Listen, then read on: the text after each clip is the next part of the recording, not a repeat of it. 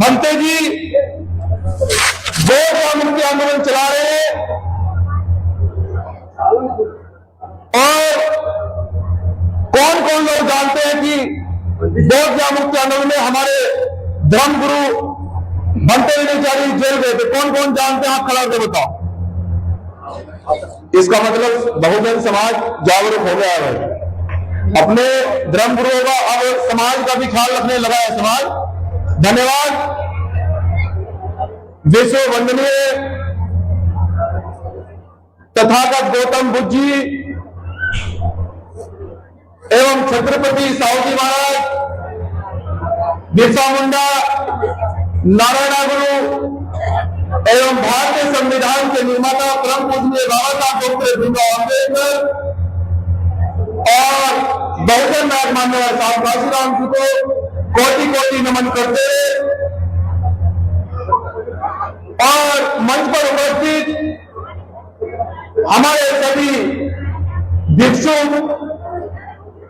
और मुख्य रूप से हमारे देश के कोने कोने में महाबोधि महाविहार गौ मुक्ति आंदोलन को लेकर जाने वाले हमारे ऐसे क्रांतिकारी धर्मगुरु जो ना तो सरकार से डरते हैं ना किसी के बाप से डरते हैं, बनते हुए चारों जो भी हमारी क्रांतिकारी जय भीम जय सलाम। सम्मानित साथियों, आप सभी जानते हैं कि आज का जो कार्यक्रम ये आंदोलन रखा हुआ है,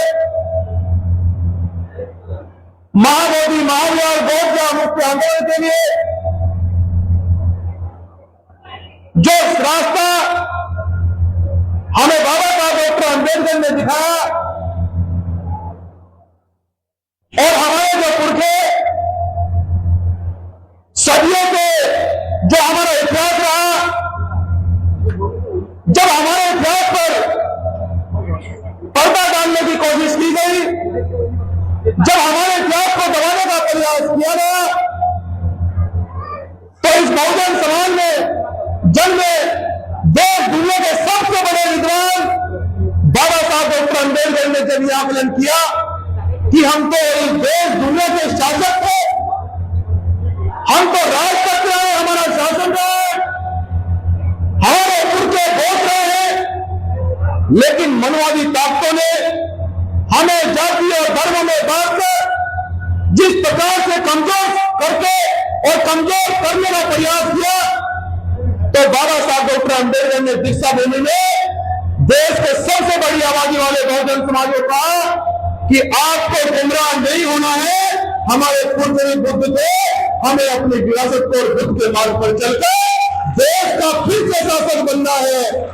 जब सरकार को यह पता लगा कि बहुजन समाज के देश दुनिया के सबसे बड़े विद्वान वो हमारी चाल को समझ गए हैं, तो बाबा साहब डॉक्टर अम्बेडकर आपको बार बार ये अपील करते हैं कि जातिगत दलगन से, इस धर्म कर्म कांड से, इनके मनवादी की चालों से बाहर निकल के मैं आपको बुद्ध का मार्ग दिखा के जा रहा हूं। जब तक आप बुद्ध का मार्ग नहीं अपनाओगे, जब तक हमारे बनते विषयों के मार्गदर्शन में आप बहुजन समाज में आंदोलन नहीं करोगे, आप कभी शासक नहीं बन सकते, न आप कभी अपना इतिहास जान पाओगे। और जो लोग अपना इतिहास नहीं जान सकते वो कभी शासक नहीं बन सकते हैं, ये बाबा साहब डॉक्टर अम्बेडकर कह रहे हैं।